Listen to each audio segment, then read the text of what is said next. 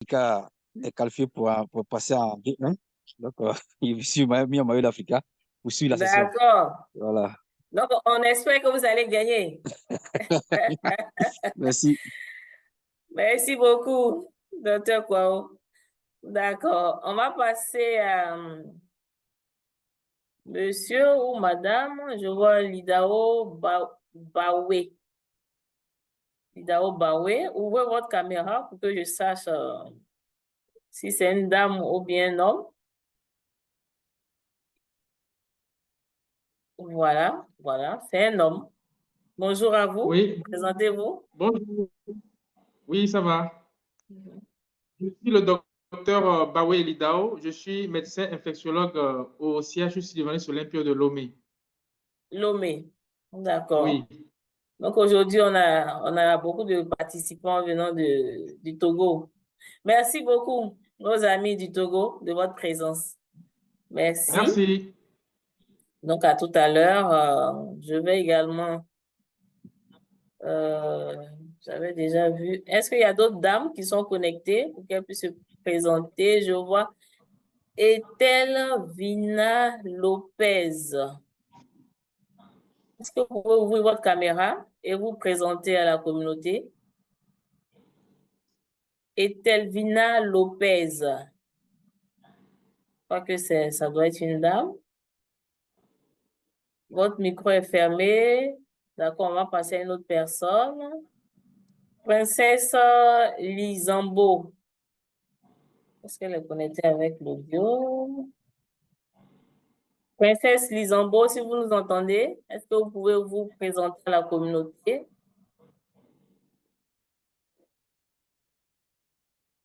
Je crois qu'elle est connectée sans audio. D'accord. Donc, on va passer à Dr Ndoumé Constant Ghislain. Bonjour à vous. Est-ce que vous pouvez vous présenter à la communauté? Ouvrez votre caméra si possible et votre micro. Ndoumé Constant Ghislain. Bonjour. Est-ce que vous pouvez vous présenter?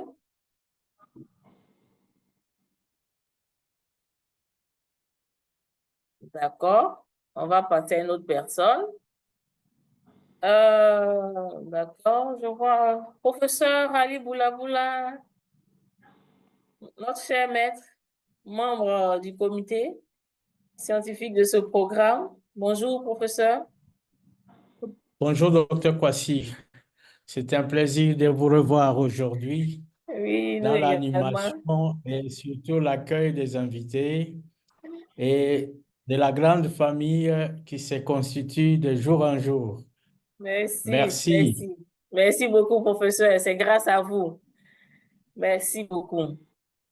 Tout à l'heure, on va donner la parole lorsque nous allons présenter quelques membres de notre équipe. On va donner la parole au professeur, à notre expert du jour, parce qu'il fait partie de l'équipe de cette session. Tout à l'heure, il va se présenter. Mais en attendant, on continue de présenter les membres de la communauté. Il est déjà 13h10, 11. D'accord. Donc, on va présenter déjà les membres de l'équipe. Et puis, donc, je vais donc laisser la parole à notre expert du jour. Non, bien avant ça, il faut que je laisse la parole à notre champion du jour, Dr. Isaga. Je ne sais pas s'il est connecté avec l'audio. Dr. Isaga, est-ce que vous nous entendez?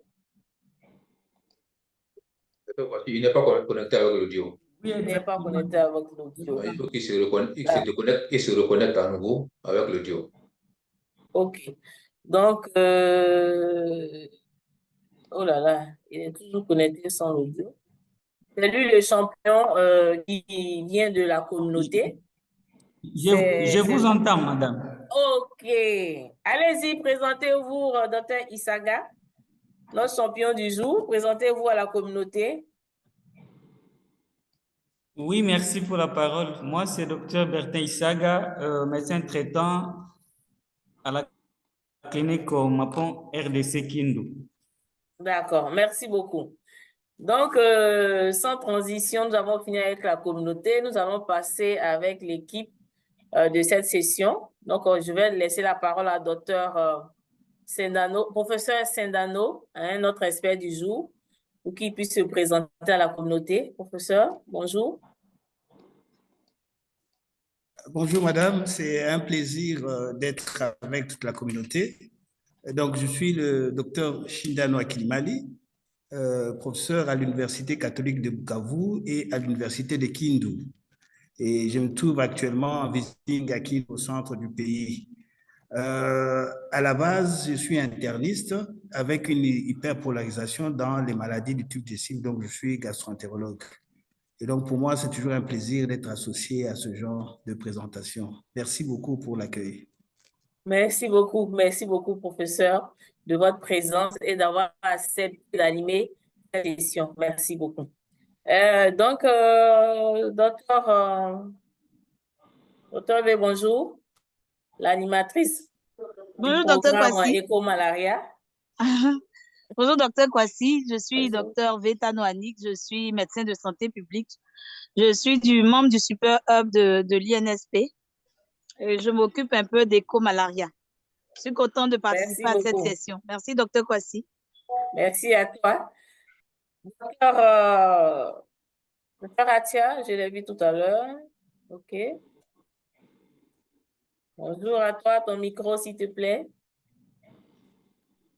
OK.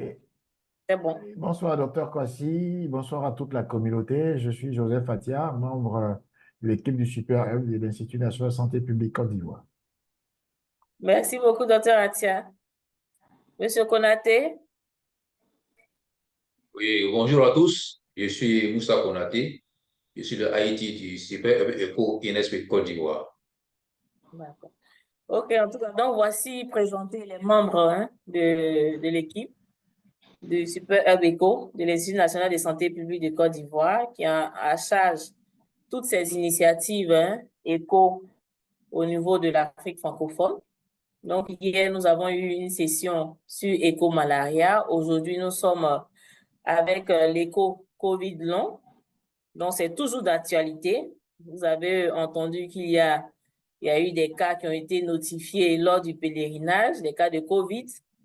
Donc, la plupart des participants sont des personnes âgées. Quand on sait que la COVID avec les comorbidités, la plupart de nos patients COVID long se présentent dans ce tableau-là. Donc, d'où l'intérêt de ces sessions que nous faisons avec le pool d'experts multidisciplinaires et internationaux venant de plusieurs pays, la Côte d'Ivoire, la RDC, le Sénégal, Madagascar, voilà, pour vous offrir toutes ces connaissances, ces nouvelles sur la COVID long.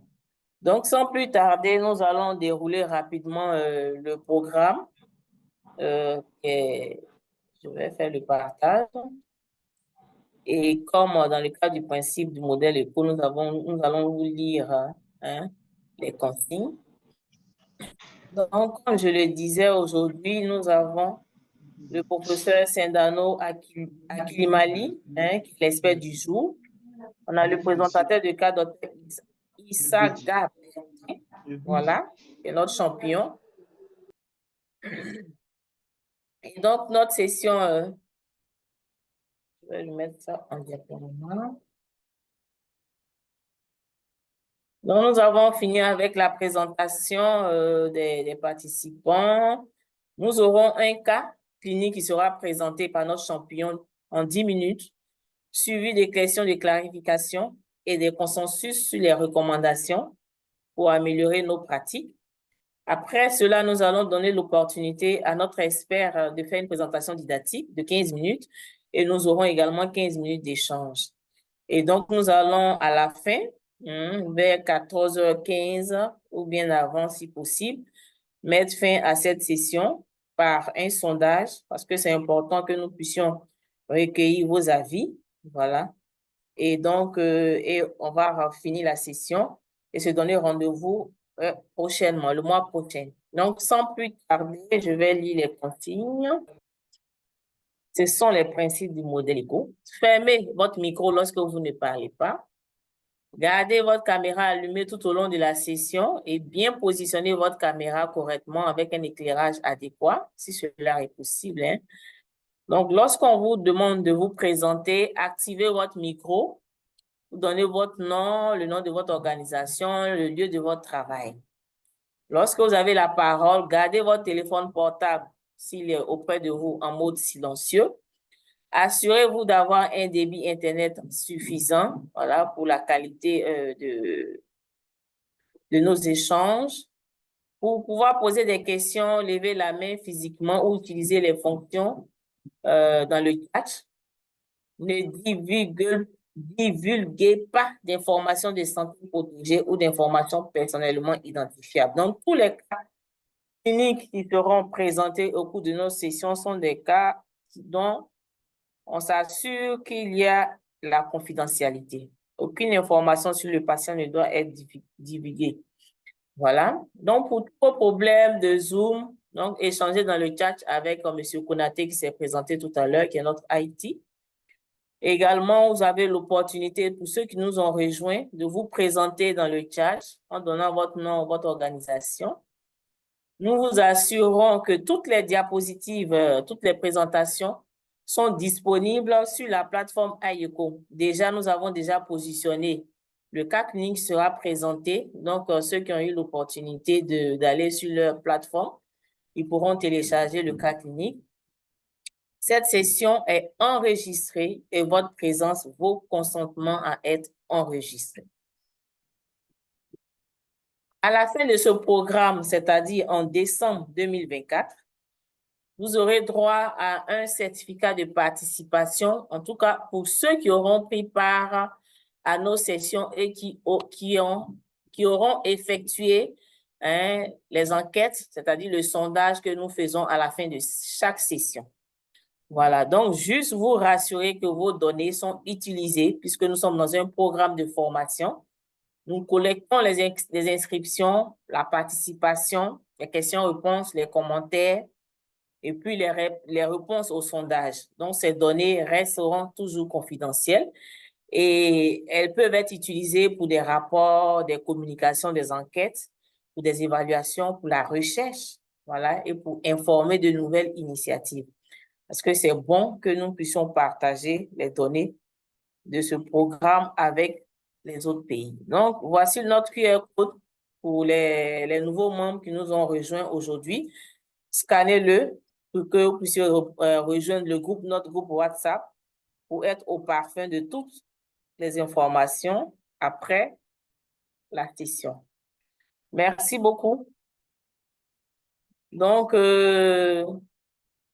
sans plus tarder, nous allons donc laisser la parole. Donc, le thème de ce jour, aujourd'hui, c'est un cas d'ORL.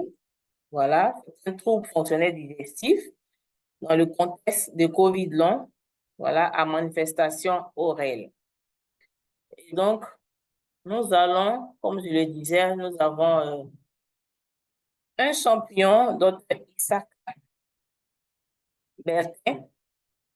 Grâce à lui, nous avons cette session éco, voilà, qui va nous permettre d'échanger autour de ce cas. Donc, nous allons partager le cas et lui laisser toute la place, docteur, pour faire votre présentation. Voilà. Et après cela, nous allons passer aux échanges.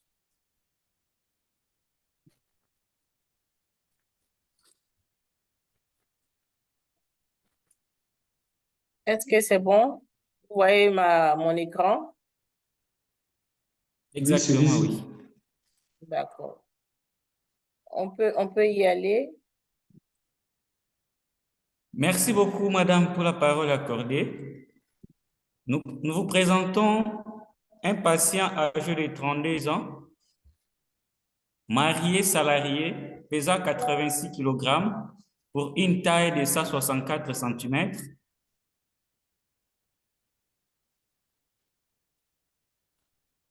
Qui a été suivi en novembre 2021 aux soins intensifs vous pouvez fermer votre pendant caméra. une semaine. Isaka, fermez votre caméra pour Voilà, pour que la connexion, voilà. Allez-y. Oui, qui a été suivi en novembre 2021 aux soins intensifs pendant une semaine pour une COVID sévère, compliquée d'une détresse respiratoire et un coma.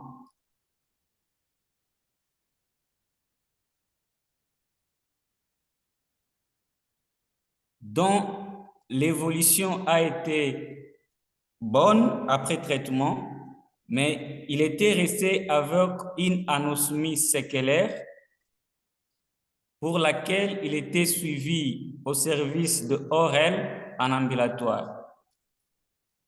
Aucun antécédent morbide majeur n'a été signalé.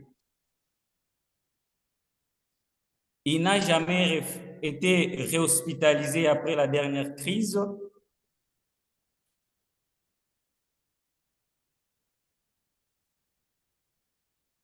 Actuellement, il est apte à vaquer à toutes ses occupations.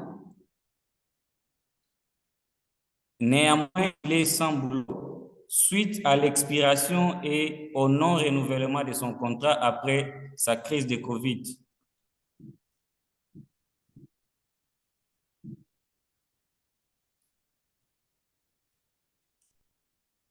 Il nous a été référé du service d'ORL pour une mise au point d'une dysphagie mixte et une sensation de corps étranger œsophagien. Sa symptomatologie est d'aggravation progressive depuis juin 2022. Il a déjà subi plusieurs consultations et explorations en ORL, mais sans amélioration notable. Il présente aussi, depuis sa COVID-19, une anosmie capricieuse avec des périodes d'accalmie et d'exacerbation. Le dernier bilan d'ORL a aussi été sans particularité. Il ne nous signale pas une perte pondérale. À son examen physique, l'état clinique est banal. Par rapport au bilan paraclinique, l'endoscopie digestive haute réalisée est normale et n'a révélé aucune lésion œsophagienne macroscopique. L'ionogramme normal, un bilan martial normal, et nous avons retenu comme diagnostic, comme possibilité diagnostique, un trouble fonctionnel digestif dans un contexte de COVID longue à manifestation ORL. Et comme traitement proposé, nous l'avions soumis sous amitriptyline 25 mg par jour le soir. Au vu de ces tableaux cliniques un peu particuliers, nous avons voulu partager avec toute la communauté scientifique réunie sur la plateforme ECHO pour pouvoir discuter par rapport au diagnostic, s'il est correct et s'il y a d'autres actions à pouvoir entreprendre. Nous sommes à la fin de notre présentation. Merci. Merci beaucoup. Est-ce qu'on peut envoyer des signaux à notre champion pour cette présentation qui a été faite? Voilà, merci beaucoup, Dr. Isaka, notre champion du jour. Et donc, nous allons donc résumer brièvement le cas. Rapidement, le cas fait l'effort de résumer ce cas-là pour ceux qui viennent de nous rejoindre. Donc, il s'agit d'un patient de 32 ans avec une IMC à 32 km², salarié, a présenté en novembre 2021 un COVID-19 sévère et qui a été hospitalisé pendant au moins une semaine. Il n'a aucun antécédent particulier. Il n'a pas été hospitalisé après sa phase de COVID sévère, qui a été déclaré guéri. Cependant, le patient a toujours une dysphagie mixte avec une sensation de corps étranger depuis lors. Et donc, face à la persistance de ce signe qui est d'aggravation progressive depuis juin 2022, il a décidé de consulter. Il a fait plusieurs consultations en eau réelle avec des examens qui sont restés sans amélioration notable de son état. Et devant la persistance de cette anosmie, il a été référé au service de notre champion. Et donc, le malade, à l'examen clinique, il n'avait pas de signes physiques particuliers en dehors de son signe qu'il présentait.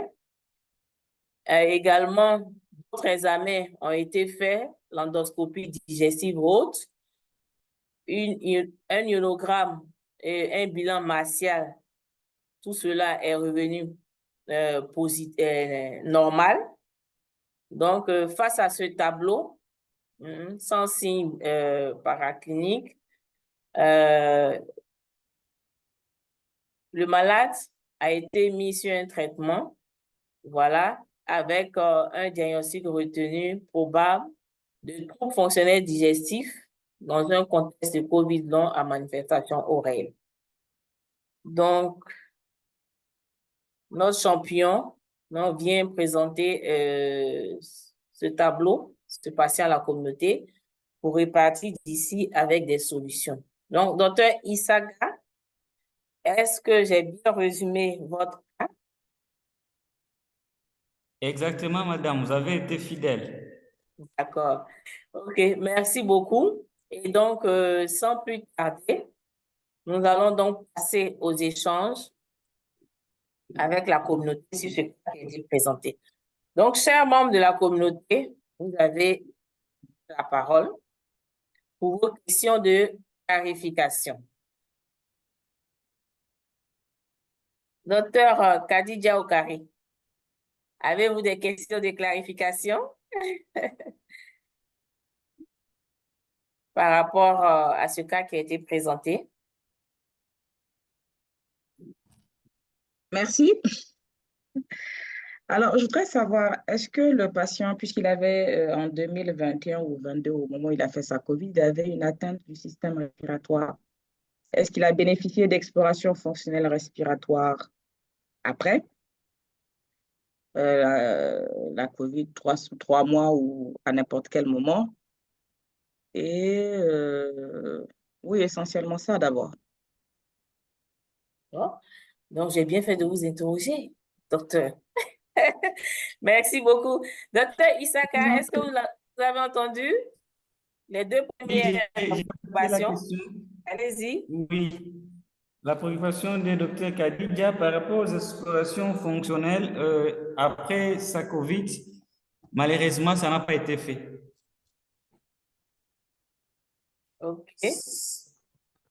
Les explorations fonctionnelles et respiratoires n'ont pas été faites, et surtout parce qu'ils ne gardaient plus vraiment des symptômes purement respiratoires. Docteur Khadija, c'est bon? Avez-vous d'autres questions? Oui, en fait, des fois, bon, les sujets peuvent ne pas avoir des symptômes, mais avoir des perturbations fonctionnelles. Et peut-être que des fois, ils peuvent avoir aussi un trouble de la coordination pour certains entre la déglutition et la respiration. Je ne sais pas si le patient s'est plaint de signes pareils. Docteur, allez-y en même temps. Hein? Est-ce que de temps en temps, il avait l'impression d'avoir des sensations de fausse route ou quelque chose comme ça? Ou est-ce que, puisqu'il se plaint souvent de dysphagie, ça, les ORL le voient souvent, les sujets qui ont des dysphagies ou qui ont beaucoup de symptômes ORL, anosmie ou autres, ils font des fois des pyrosis. Donc, même si la fibroscopie était normale, je ne sais pas si on a éliminer un reflux basique ou juste un symptôme de pyrosis qui pourrait être dû à un stress ou quelque chose comme ça.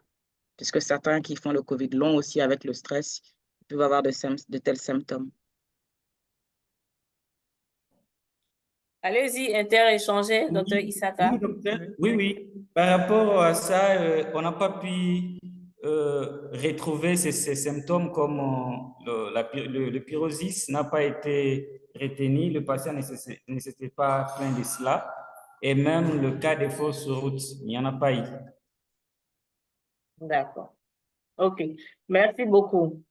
Je vais donner la parole à docteur Rahman et puis j'ai une question dans le chat. On va revenir à cette personne-là. Allez-y, docteur. Merci beaucoup. Merci, docteur Kwasi. Merci au champion du jour pour sa présentation. Moi, j'avais juste deux questions, je pense, 2 à 3 questions. La première, c'est juste pour m'assurer, ce patient-là, est-ce qu'il a eu un COVID grave? C'est-à-dire que, ou bien, j'ai vu que, entre parenthèses, il a noté qu'il était suivi en ambulatoire. Est-ce qu'il a bénéficié d'une hospitalisation lors de la COVID en 2021? Et est-ce que c'était un cas grave, un COVID grave? Cela veut dire qu'il a bénéficié de prise en charge en réanimation. Je ne sais pas, est-ce qu'il a été intubé ou quelque chose comme ça? Ça, c'est d'une part. D'autre part, c'est par rapport à son obésité. Le collègue, il a bien donné des informations par rapport au poids, à la taille, à l'IMC. Est-ce que cette obésité ne constitue pas un facteur de risque, un terrain qui était important de signaler comme terrain par rapport donc à la présentation de ce cas? Et juste enfin, par rapport à son anosmie, j'ai vu qu'ils ont noté qu'il n'y a pas d'antécédent. Mais souvent aussi, par rapport aux antécédents, on se focalise sur les grosses comorbidités comme la HTA, le diabète, tout ça.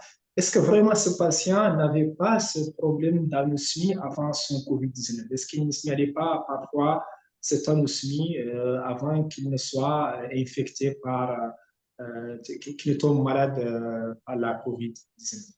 Merci beaucoup. Merci beaucoup, docteur. Allez-y, docteur Isaka. Merci pour les 3 questions. Et par rapport à sa crise, on a signalé qu'il a été hospitalisé pendant plus de 7 jours dans une unité de soins intensifs. Il présentait une crise de détresse sévère et un coma. Et par rapport à l'obésité, oui, ça peut être un facteur de risque. C'est un antécédent qui n'a pas été vraiment évoqué ici parce qu'il présente une obésité du type de grade 1. Oui. Et par rapport à la 3e question, si le patient ne présentait pas l'antécédent de l'anosmie avant son hospitalisation, non. L'anosmie est arrivée justement après son hospitalisation. Donc, après l'avoir déclaré guéri de sa COVID, c'est maintenant qu'il est resté avec une anosmie séquelaire. Merci.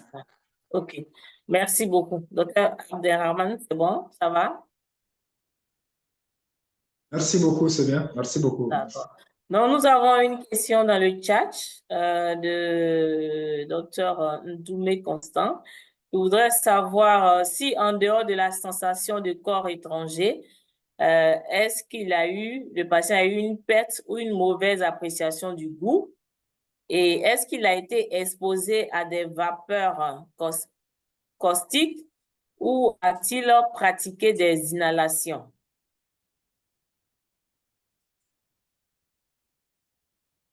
Merci. Par rapport à cet antécédent-là, par rapport à l'inhalation des gaz toxiques, non, ça n'a pas été signalé. Et par rapport à la guésie non plus, il n'a pas gardé la guésie, il garde bien son goût.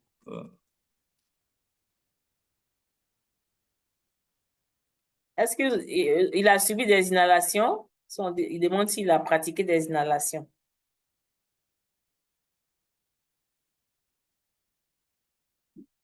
Allô? Allô? Docteur Isaga? Allô, professeur Tony Sendano? Vous nous entendez?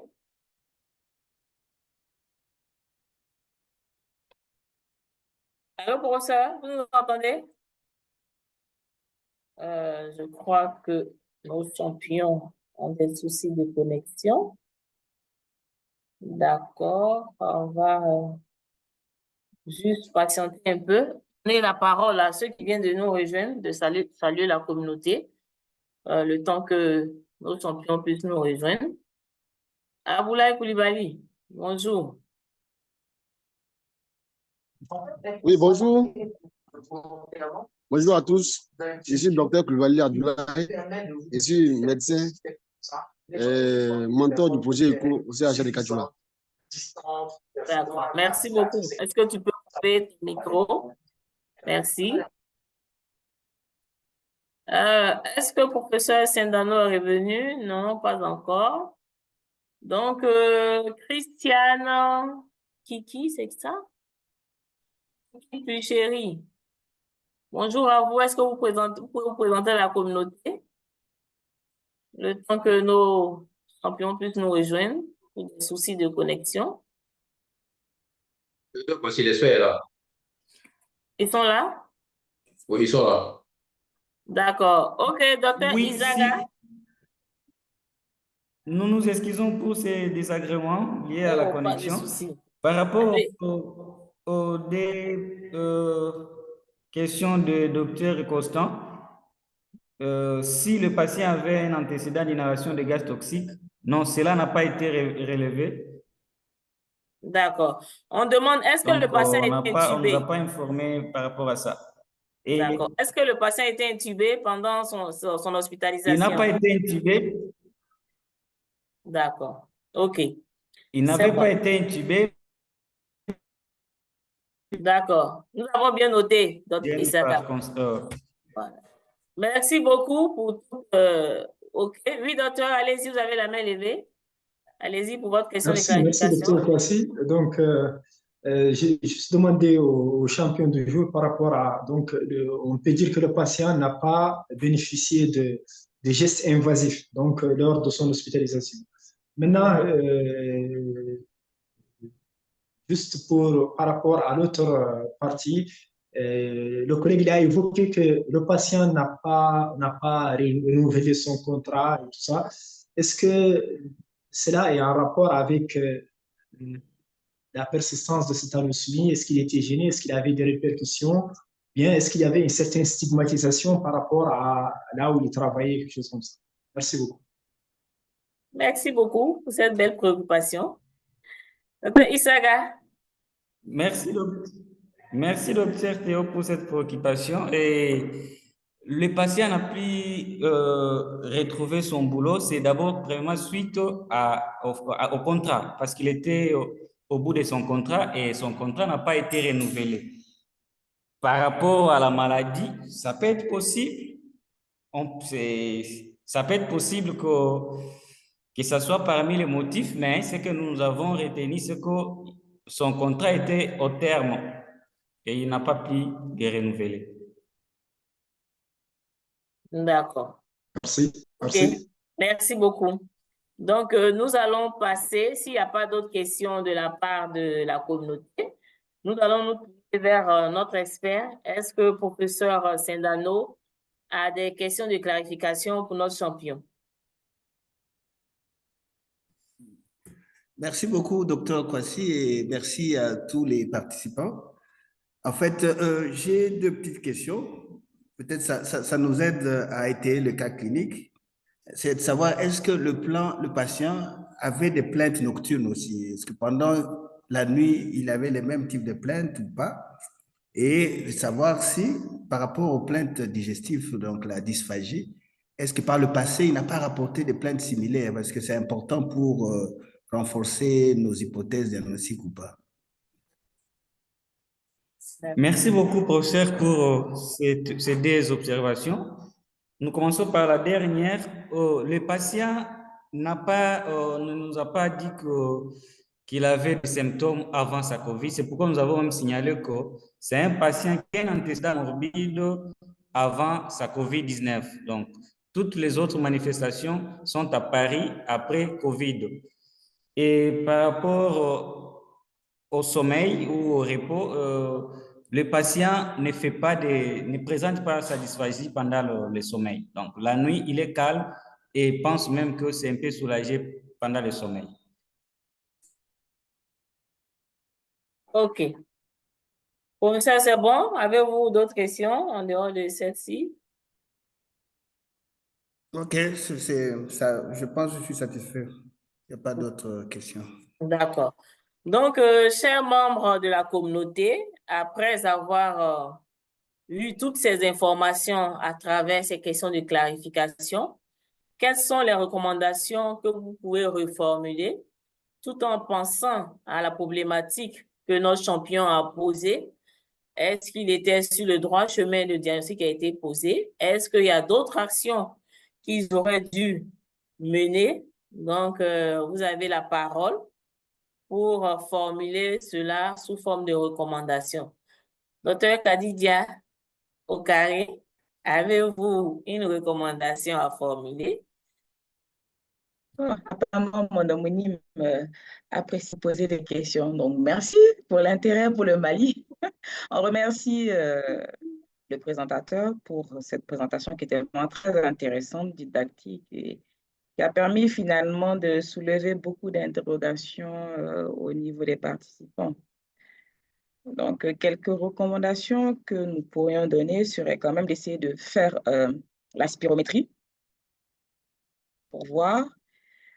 Voir avec les fonctionnalistes aussi en dehors de la spirométrie si il y a des tests qui permettent de voir si le sujet n'a pas de problème de coordination au niveau de la déglutition et tout ça.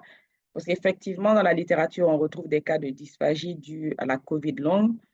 Et ils ont vu que ces patients avaient, ils ont fait un test, hein, ils ont mis un endoscope pour essayer de faire un test pour voir si les sujets déglutissaient. Bon, ça, c'est vraiment les gastro qui doivent savoir comment le faire.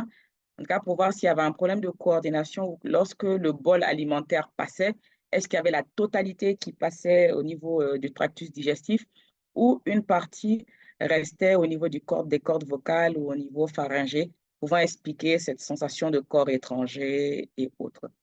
Voilà, donc si c'est des tests qui sont disponibles en Côte d'Ivoire, je pense que ce serait un avantage, en plus de la spirométrie, pour voir si le sujet, finalement, il expire à son terme et qu'il n'entrecoupe pas l'expiration, et cela pourrait favoriser le manque de coordination avec la déglutition. Voilà, c'est essentiellement ce que je pourrais recommander. Merci beaucoup. Et pourquoi pas une kinésithérapie, si par hasard ils n'ont pas la possibilité de faire cette endoscopie pour vérifier le manque de coordination, voir avec les kinésithérapeutes s'il y a une manière en fait de faire une réadaptation de la déglutition. Voilà. Merci. Merci beaucoup. Merci beaucoup, docteur Kadidia. Je fais bien de vous interroger parce qu'on profite de vos connaissances, puisque ici, nous sommes là pour apprendre des uns des autres. Merci beaucoup pour toutes ces informations. Est-ce que, docteur Abderrahman, avez-vous des recommandations à formuler? Merci, merci docteur, merci beaucoup. C'était juste après les autres collègues, le professeur surtout peut donner son avis là-dessus, je ne sais pas. J'ai vu que peut-être que aussi l'utilisation des corticoïdes aussi peut aider. Et en dehors de ça, il y a aussi ce que le collègue pneumologue vient de dire du côté de Mamako. Il s'agit de faire une, si on peut dire, rééducation.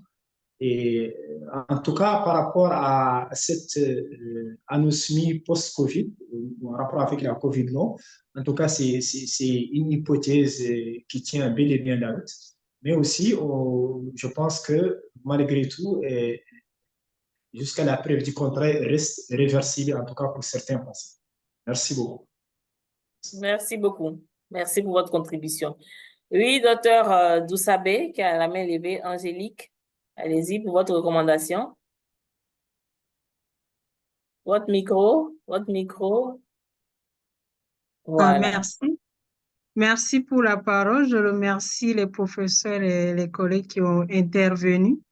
Et j'aimerais recommander aussi aux champions du jour d'associer la psychothérapie parce que dans les cas de COVID, on a constaté qu'il y avait des patients qui avaient des régressions. C'est-à-dire qu'ils présentaient des signes. Par exemple, celui-ci, on a déjà précisé qu'il a perdu son boulot.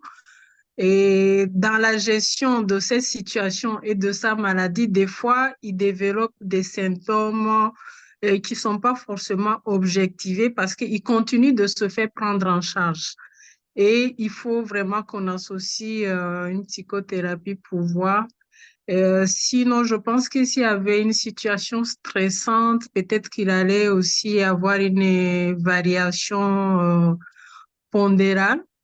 Mais s'il se maintient, je pense que c'est plutôt une régression qui est là, genre il continue de se faire entretenir. Et je ne nie pas qu'il peut garder cette anosmie, ça arrive. Mais sur le plan fonctionnel, puisqu'il est capable de fonctionner, je pense qu'il faut vraiment associer cette psychothérapie pour le booster et pour qu'il puisse faire face à la vie. C'est Voilà ça. ce que j'avais à dire. Merci. Merci beaucoup, merci beaucoup. Et je pense que ce volet est toujours pris en compte pour tous les cas qui ont été présentés. Donc, votre présence est vraiment de taille pour pouvoir nous aider à améliorer la prise en charge de ce patient. C'est bien noté. Est-ce qu'il y a d'autres recommandations avant que nous ne passions à notre expert pour ces recommandations et une synthèse de tout ce qui a été dit? Ok, je ne vois pas de main levée, donc je vais me tourner vers le professeur. Professeur Sindano, voilà, les recommandations de la communauté. Est-ce que vous avez des recommandations et une synthèse à faire de tout ça? Vous avez la parole. Je remercie beaucoup toute l'équipe pour ces orientations. Je pense que, comme vous l'avez tous vu, la COVID-19 entraîne plusieurs manifestations, parfois intriquées, qui peuvent impliquer plusieurs organes. Et voilà pourquoi il y a une discussion à savoir est-ce que c'est vraiment digestif, est-ce que c'est respiratoire. Et donc, il y a lieu vraiment de tout faire pour faire le point et s'assurer que ce n'est pas une pseudo-sensation de dysphagie alors que le problème est ailleurs. Donc, c'est très important de voir s'il n'a pas gardé les problèmes respiratoires, même insidieux, c'est très possible. On a parlé du test de déglutition, c'est un élément important. Alors, par rapport à la psychothérapie, moi, je suis vraiment partant parce que sur le plan global, j'ai l'impression que le patient a vécu beaucoup d'événements en même temps. Donc, il a eu sa COVID avec son passage aux soins intensifs et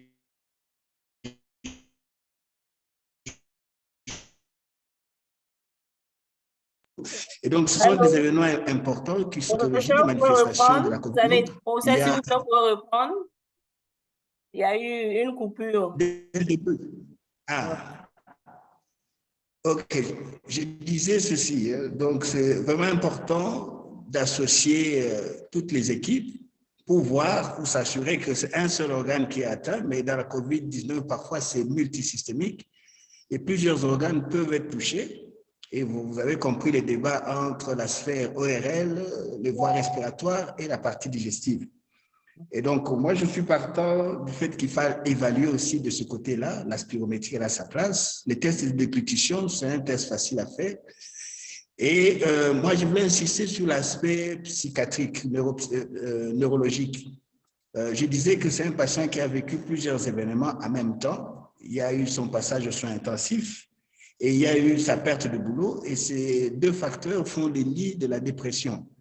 Et dans le cadre de la dépression, il y a beaucoup de gens qui ont un phénomène qu'on appelle le globus. C'est-à-dire qu'ils ont l'impression d'avoir un corps étranger dans l'ésophage.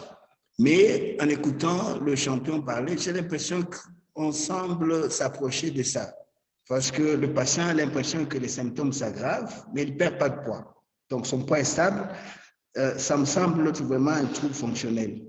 Mais comme gastro-entérologue, l'élément de base que j'aurais souhaité faire, c'est une manométrie ésophagienne qui peut évaluer les troubles moteurs de l'œsophage. Et ce sont ces troubles moteurs de l'œsophage qui peuvent vous dire que le problème est fonctionnel, totalement fonctionnel ou organique, s'il y a un autre problème organique ou pas, mais d'emblée, l'absence de perte de poids est un facteur qui me pousse à penser qu'il est possible que ça soit fonctionnel, peut-être résiduel à sa COVID, et aussi occasionné par le contexte global tel que je l'ai évoqué. Voilà. Merci beaucoup, professeur, pour ces synthèses, les recommandations qui ont été faites. Voilà. Est-ce que notre champion du jour, est-ce que ces recommandations sont applicables? Parce que je vais dire à Dr Kadidia que notre champion vient de la RDC. Donc, c'est un patient de la RDC. Est-ce que ces recommandations, vous pouvez le faire de là où vous êtes pour améliorer la prise en charge de ce patient? Oui, quelques signes peuvent être observés, sauf la manométrie qui semble être d'abord non réalisable actuellement. OK, d'accord. Donc, la psychothérapie, qui a été fortement recommandée, voilà. Et puis, la spirométrie également, la kinésithérapie qui a été recommandée. Donc, ça, c'est faisable en dehors de la manométrie ésophagienne. Exactement. D'accord. OK. Merci beaucoup. Donc, voici, chers membres de la communauté, les recommandations issues de nos échanges autour de ce cas qui permettront d'améliorer la prise en charge, de poursuivre également la prise en charge de ce patient et qui va aider notre champion du jour pour le suivi de ce patient. Donc, merci beaucoup pour tous ces échanges. Sans transition aucune, nous allons donc laisser toute la place à notre professeur Sindano pour nous prodiguer quelques informations à travers sa présentation didactique. Donc, professeur, on vous laisse la main ou on fait le partage de votre présentation. Allô, professeur? Je crois qu'on va positionner parce que la connexion étant instable. Est-ce que c'est possible de partager mon écran? Voilà. C'est fait, professeur. Un diaporama, s'il te plaît. OK. Donc, professeur, vous avez toute la place. Merci beaucoup encore une fois. Donc, je voulais juste faire un petit topo sur les atteintes digestives au cours de la COVID-19, surtout dans la forme longue de la COVID-19. Et on a fait déjà le tour de certains aspects dans les discussions. Alors, pour introduire, je pense que ceci n'est plus à rappeler. Vous tous vous souvenez de la flambée de la COVID qui a commencé en Asie, en Chine et qui a rapidement gagné le monde entier avec les conséquences que vous connaissez tous. Et donc, au départ, quand la maladie s'est présentée, on connaissait les phases classiques de la maladie, c'est-à-dire la première phase, qui est une phase plutôt inflammatoire, et la deuxième phase, c'était la phase respiratoire avec toutes les atteintes, notamment la détresse respiratoire, qui nécessitait souvent une hospitalisation à soins intensifs avec intubation, avec toutes les manœuvres. Et une troisième phase, qui est une phase plutôt de la réponse inflammatoire. Et au courant de cette phase, c'est au courant de cette phase qu'on connaissait la plupart des décès. Mais après les premières épidémies, les premiers épisodes, on a remarqué que de plus en plus de patients avaient des symptômes qui persistaient au-delà de 4 semaines. C'est ainsi que de plus en plus, certains experts ont rapporté des manifestations persistance de la COVID, soit jusqu'à 3 mois.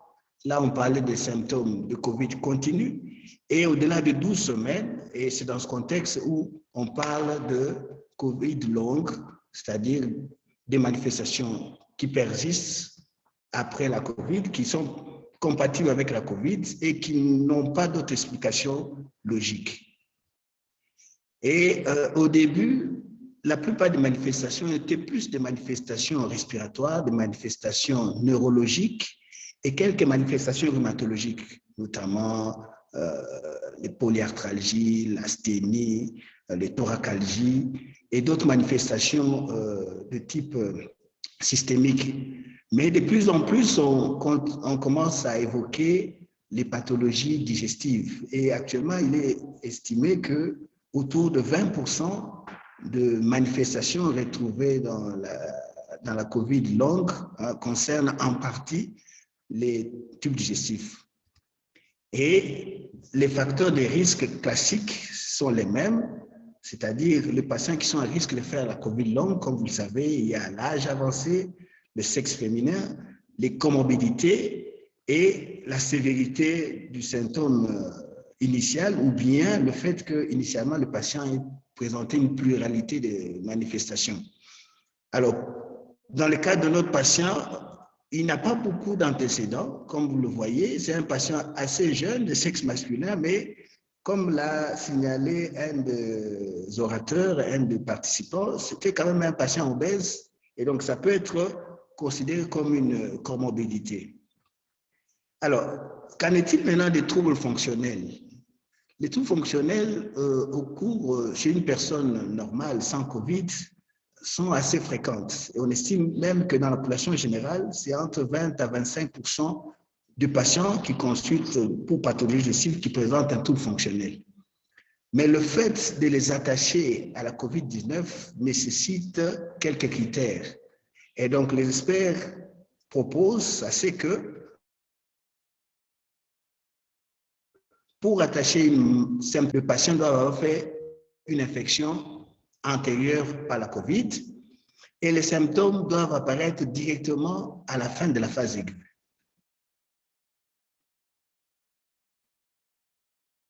De l'infection.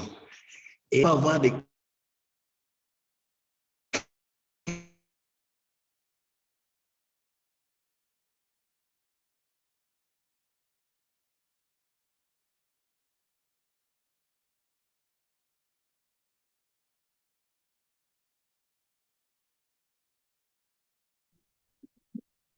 Juste patienter. Je crois que notre expert a des soucis de connexion. Professeur, c'est bon? Allô, professeur? La connexion étant instable. Professeur, vous êtes là?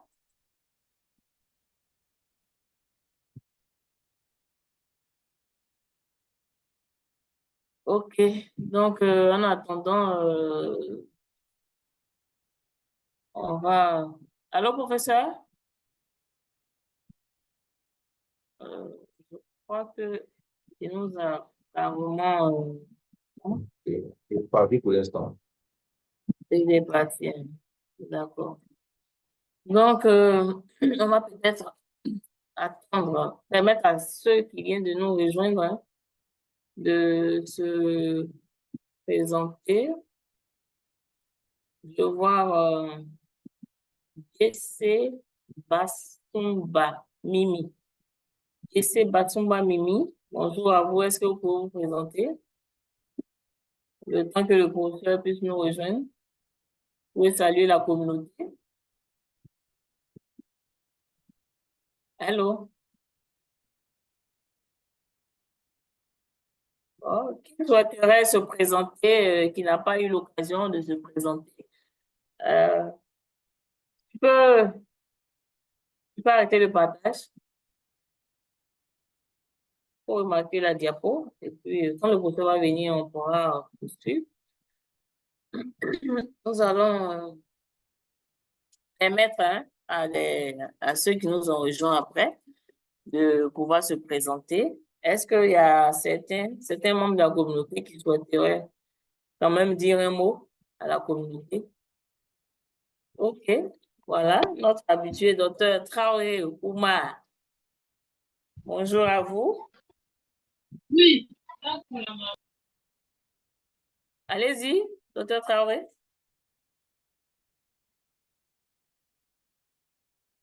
Docteur Traoré, vous avez la main levée, votre micro est fermé.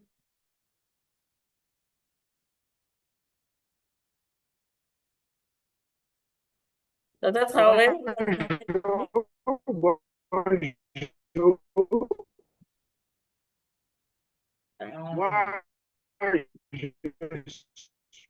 Votre connexion est instable, on ne vous entend pas bien.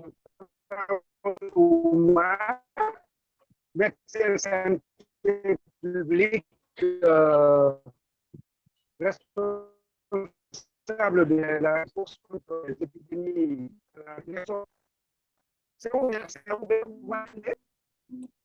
Oui. OK. Merci à Dr. Traoré. Nous allons reprendre. Konaté, Oui, bonjour. Donnez là où le professeur était. Responsable de l'épidémie à Conakry. Merci, Dr. Traoré. Alors, vous m'entendez? Oui, merci, Dr. Traoré. Nous allons poursuivre notre présentation didactique Vous avec notre m'entendez? expert. Oui, mais nous allons poursuivre notre présentation didactique avec l'expert. Merci à vous, Dr. Traoré. Professeur, vous pouvez y aller. Merci beaucoup pour votre indulgence. Alors, je disais que maintenant, au cours de la COVID, quand est-ce qu'on retient le diagnostic d'un trouble fonctionnel digestif? Donc, les critères sont ceux-là. Le patient doit avoir fait une infection et que les symptômes doivent survenir immédiatement après la phase aiguë et le patient ne doit pas avoir des symptômes similaires avant la maladie. Et donc, j'étais en train de parler du cas de notre patient. Il a fait la COVID. Les manifestations sont quand même apparues plus ou moins dans les 4 semaines, je parie. Et le patient n'a pas de symptômes similaires. Et dans les cas de troubles fonctionnels, pour les gastroentérologues, un trouble digestif est de type fonctionnel quand il a duré plus de 6 mois et quand il n'est pas attaché à d'autres manifestations, mais surtout que le patient ne présente pas d'anomalie en rapport avec un trouble organique, notamment la perte du poids, l'altération de la qualité de vie, le trouble du sommeil, et ça, je pense que le patient ne les a pas présentés. Pourquoi le tube digestif? Le tube digestif a quand même un tropisme aussi pour la COVID-19. Vous savez qu'il y a des récepteurs du COVID-19 dans le tube digestif, et les manifestations du trouble fonctionnel sont les mêmes qu'on reconnaît pour la COVID, c'est-à-dire qu'ils sont liés soit au fait que le virus n'est pas totalement parti, il est resté dans certaines cellules de l'appareil digestif.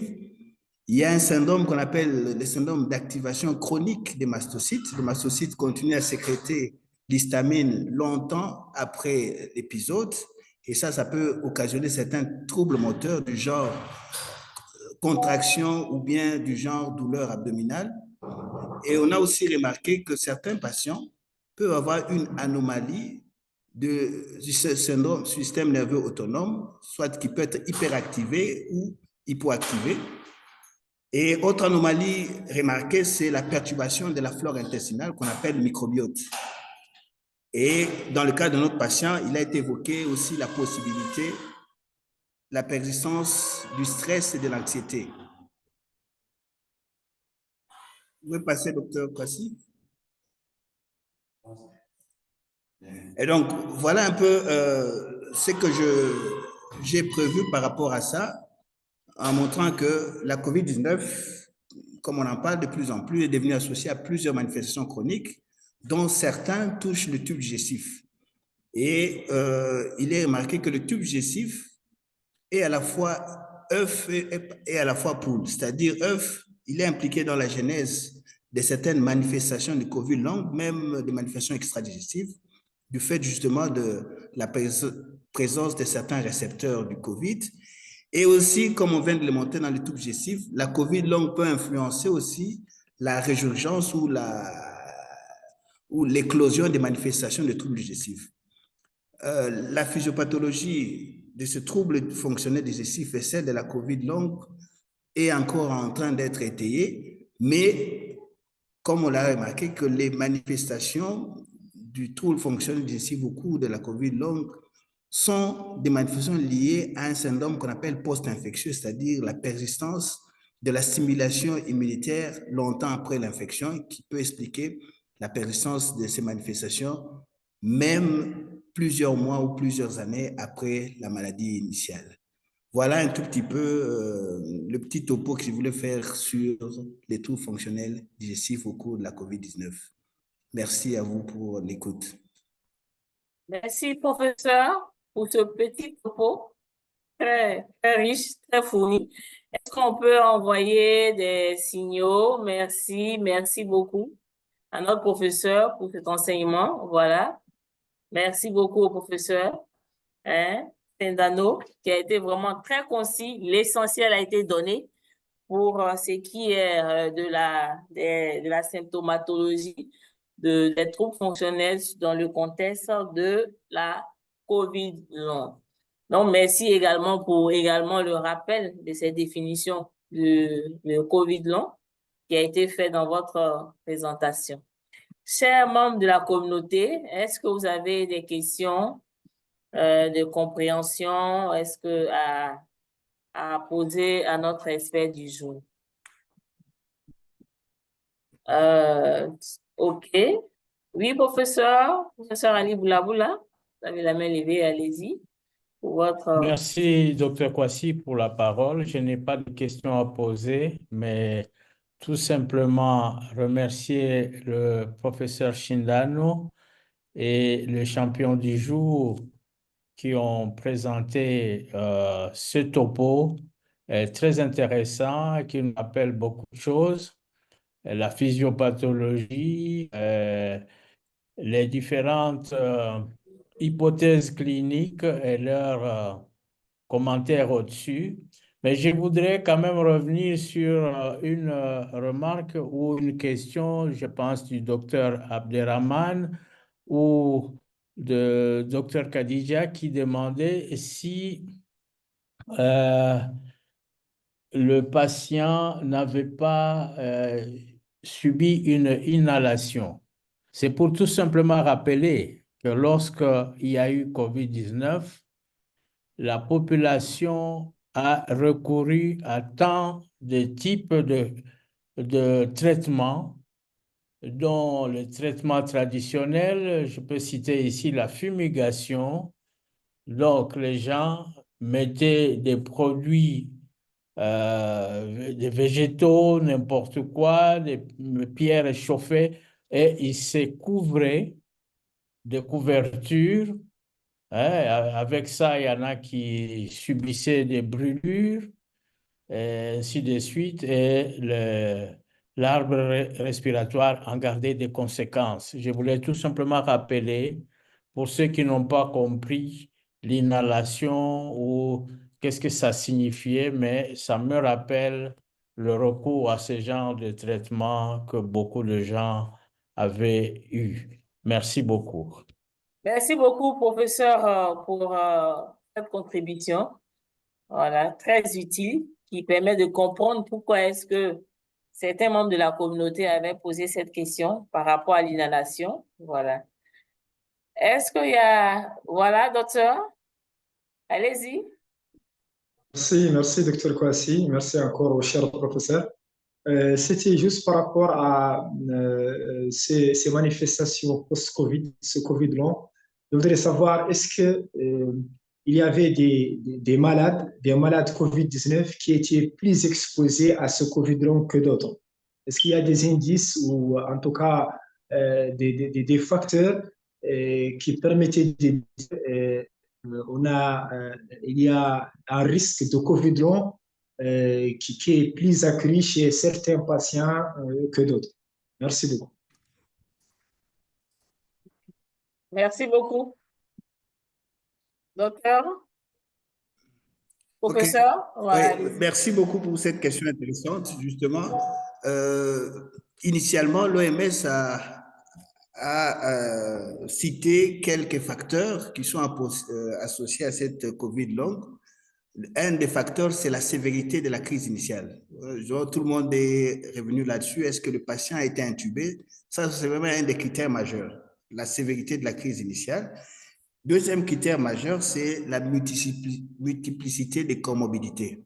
Donc, beaucoup de patients qui ont plusieurs cofacteurs morbides sont associés à cette comorbidité. Et troisième facteur, c'est la multiplicité des plaintes à l'arrivée. Parce qu'il y a des patients qui se présentaient avec une déférence multiviscérale d'emblée. Quand il y a plusieurs atteintes systémiques, ça augmente le risque de faire la COVID longue. Et il y a certains facteurs de moins en moins cités, notamment l'âge avancé, le sexe féminin, ce sont des cofacteurs de risque, mais le principal facteur aussi biologique, c'est la charge virale. Donc, il y a eu des gens qui ont fait une virémie très élevée au début de la maladie. Ceux-là sont exposés à avoir une réponse immunitaire prolongée et ça augmente le risque de faire la COVID longue. Voilà un peu ce que je peux dire par rapport à la question. Merci. Merci beaucoup, professeur. Merci, professeur. Docteur Kwao? Ok, merci, docteur. Je voulais dire merci au professeur pour sa présentation. Moi, la question, c'est puisque les symptômes qui ont été énumérés dans le cas clinique, on a rattaché parce que le patient avait présenté une COVID, la maladie COVID en 2021. Maintenant, est-ce qu'il y a un diagnostic paraclinique concernant le COVID long? Voilà, c'est la question que je voulais poser. Puisque c'est des signes, on ne sait pas si le patient avait présenté les signes avant ou bien juste après, c'est raconté à une autre pathologie. Mais comme on rattache parce que le patient a un antécédent de COVID, est-ce qu'il y a un diagnostic paraclinique?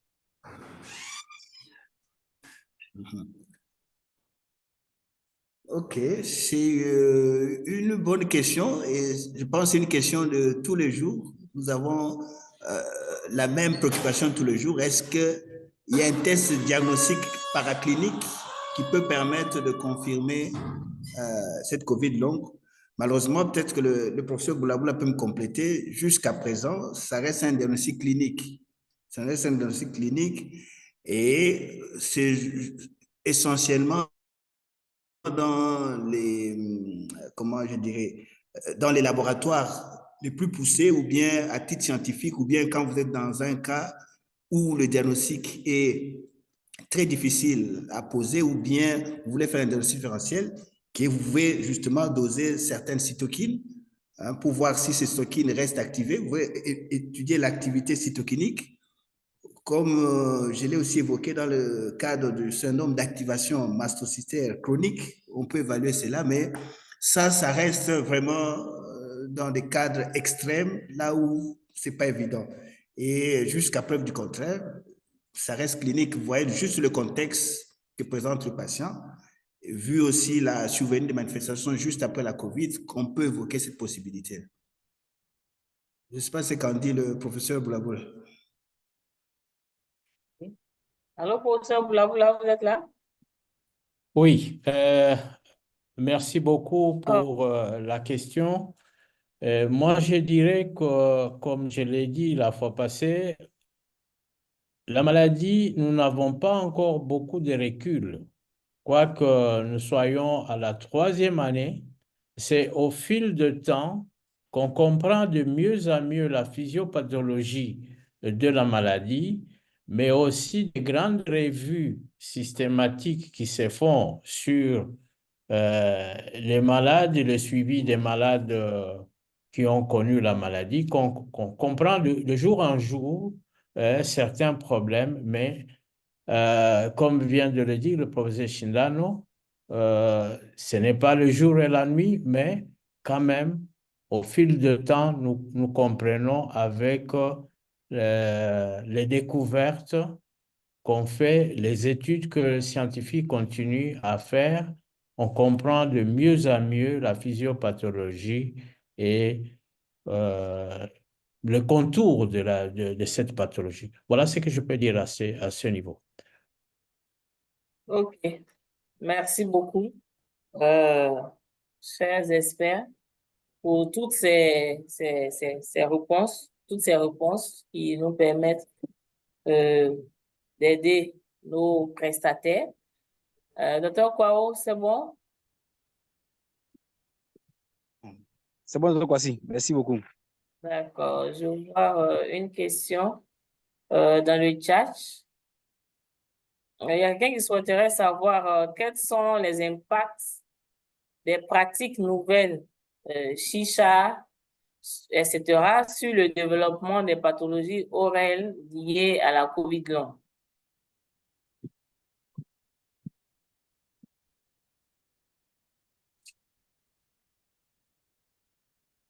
Allô, professeur?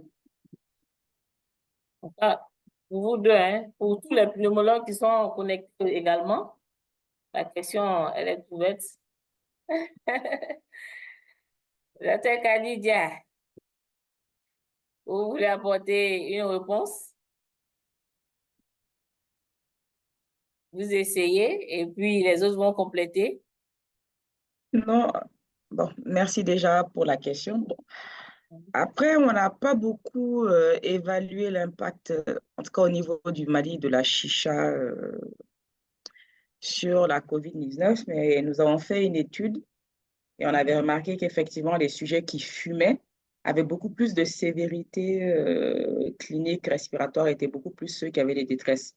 Mais bon, ça c'est normal parce que à la base, ils peuvent avoir une bronchopneumopathie chronique obstructive.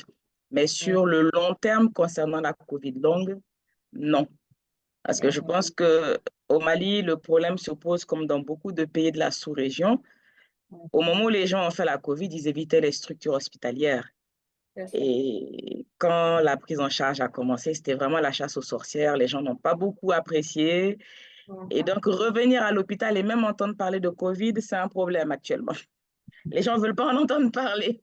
C'est Donc, très ça. difficile même d'évoquer même la COVID longue. Juste chez quelques rares personnes, mais très peu étaient les fumeurs. D'accord. Merci beaucoup. Je croyais que je fais bien de vous interpeller à chaque fois parce que vous avez beaucoup à partager avec la communauté. Merci beaucoup pour votre contribution. D'accord. Donc, professeur Sendano, professeur Ali Boulaboula, est-ce que vous voulez ajouter quelque chose?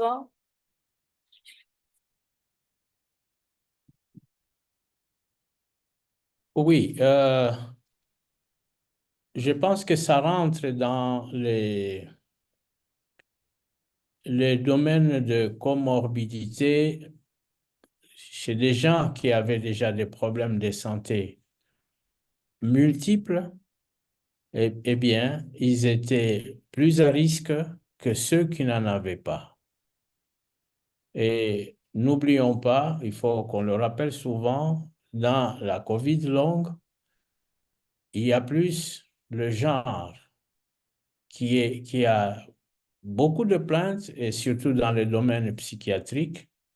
Nous avons des personnes obèses, beaucoup plus que, enfin, bien, l'âge reste le facteur, l'âge avancé reste le facteur.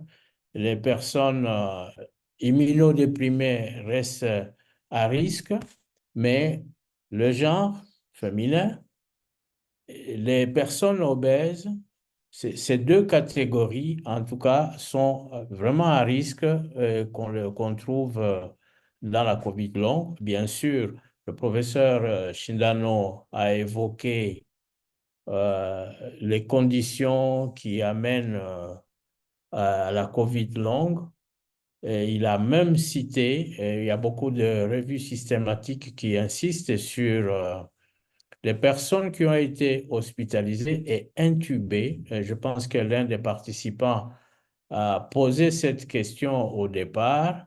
Je pense qu'il soupçonnait déjà qui font les deux parties, qui distinguent hospitalisés et intubés, mais souvent ceux qui étaient intubés sont les gens qui étaient admis en soins intensifs parce qu'ils étaient très mal en point.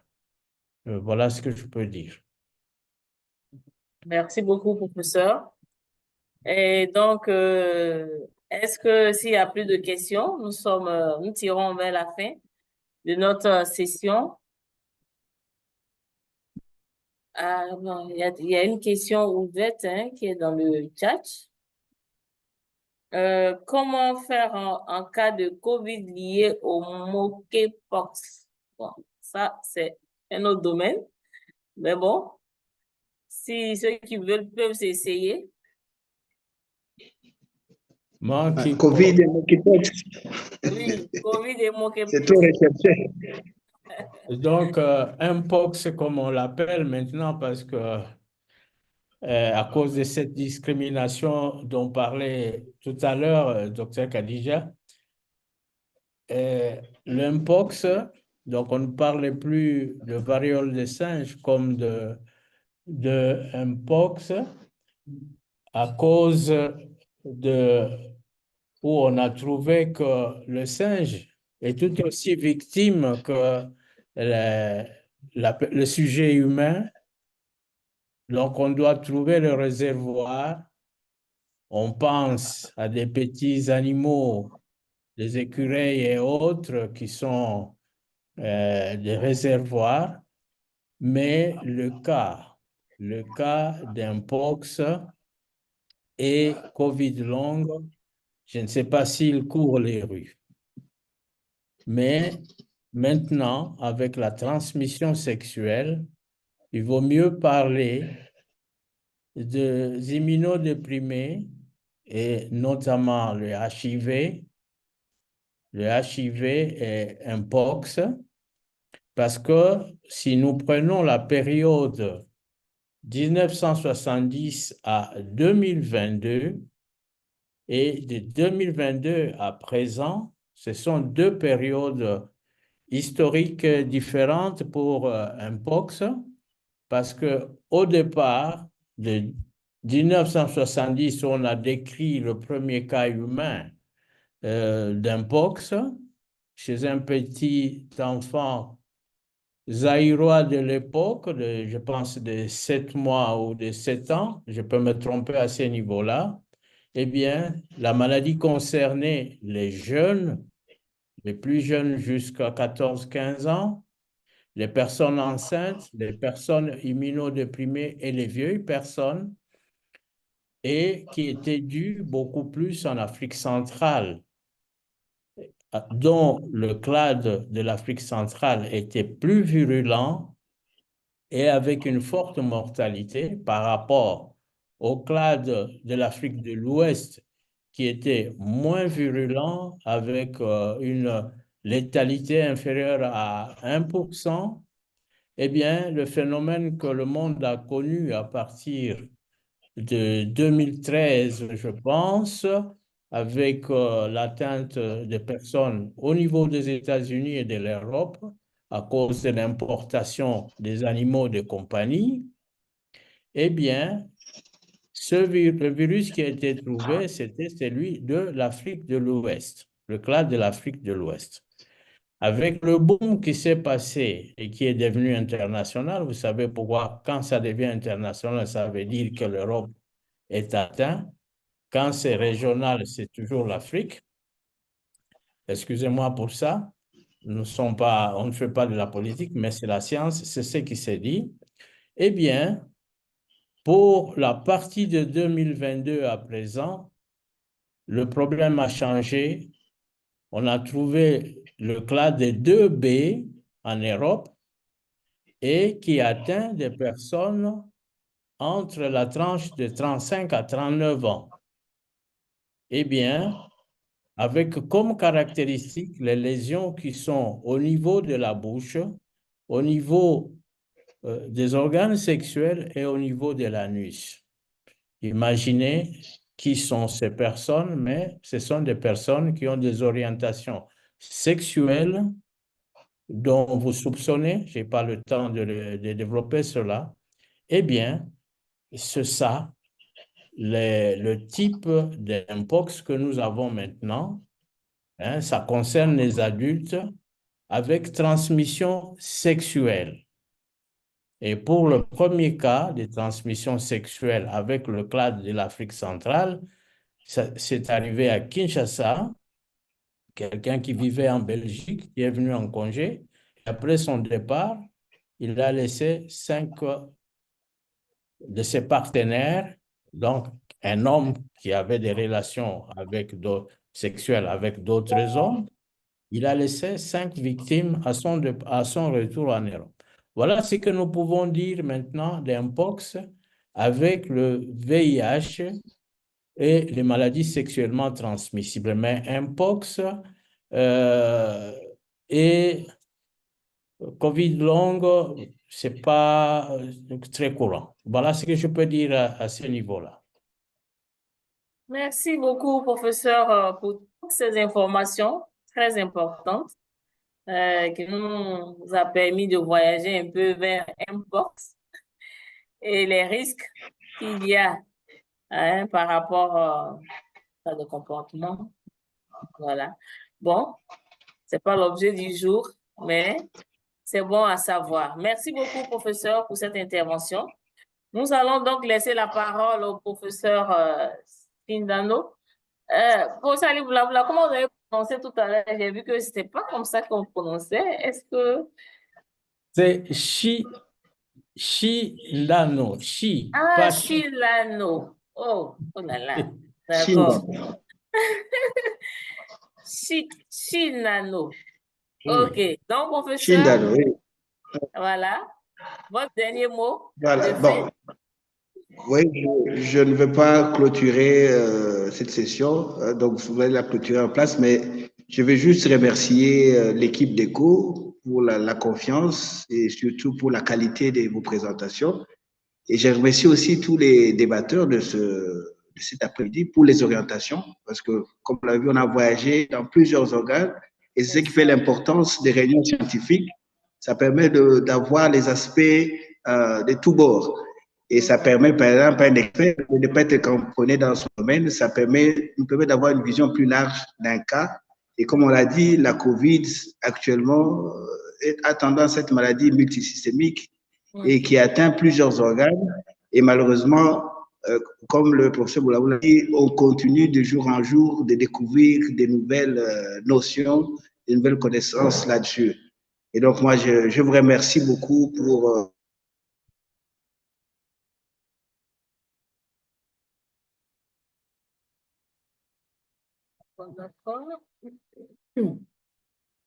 Oui, merci beaucoup en tout cas à notre expert du jour pour tous ces efforts qui ont été faits malgré l'instabilité de la connexion.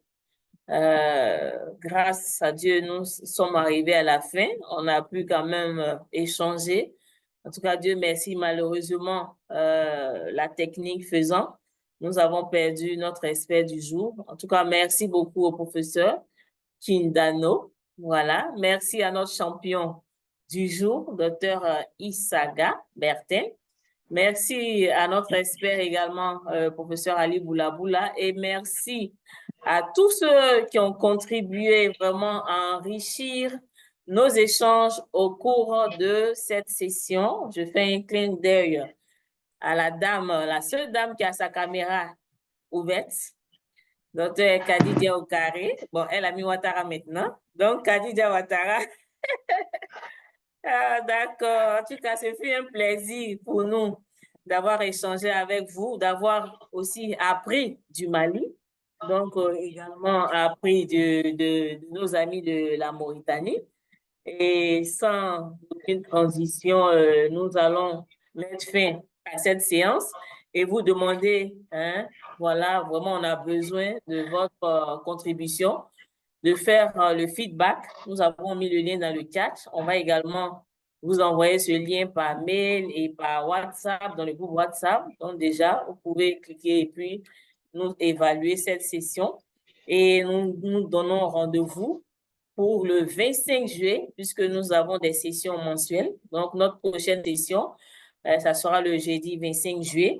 Et nous allons vous revenir avec le thème, parce que cette fois-ci, nous allons nous tourner vers le Sénégal, qui va, un expert du Sénégal avec le professeur Laquet, qui va venir nous partager quelque chose sur la COVID long. Donc, on va se dire au revoir. Est-ce qu'on peut ouvrir nos différentes caméras pour qu'on puisse se dire au revoir puisque nous sommes à la fin? En tout cas, merci beaucoup de votre présence, de votre participation à cette session, d'avoir enrichi nos connaissances. Nous avons beaucoup appris. Voilà, merci à tous.